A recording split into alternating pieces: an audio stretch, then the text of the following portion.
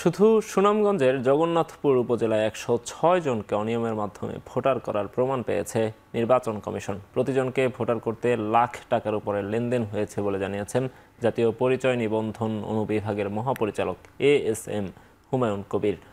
EC সচিবালয়ে এই বিষয়ে গণমাধ্যমকে মহাপরিচালক জানান, অবৈধ অর্থ লেনদেনের মাধ্যমে জাতীয় পরিচয়পত্র জালিয়াতির ঘটনায় সুনামগঞ্জের জগন্নাথপুর থানা নির্বাচন অফিসার সহ ১১ জনের বিরুদ্ধে মামলা করেছে ইসি। এরই মধ্যে থানা নির্বাচন কর্মকর্তা ও ডাটা এন্ট্রি অপারেটরকে সাময়িক বরখাস্ত করা হয়েছে। বাকি ৯ জন অজ্ঞাত আসামি। এনআইডি মহাপরিচালক বলেন, জাতীয় পরিচয়পত্রের অনিয়ম নিয়ে কঠোর অবস্থানে কমিশন। অনিয়ম করলে কর্মকর্তাকেও ছাড় দেওয়া হবে না বলে হুঁশিয়ারি দেন তিনি।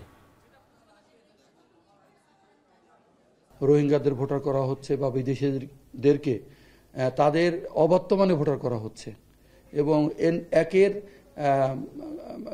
থাম্ব ইমপ্রেশন আরেকজনেরটা দিয়ে ভোটার বানানো হচ্ছে। তো তারই আলোকে আমরা এই কাজটা করেছি এবং এই ক্ষেত্রে আমরা মনে করছি যে আমরা সঠিকভাবে ওদেরকে ধরতে পেরেছি।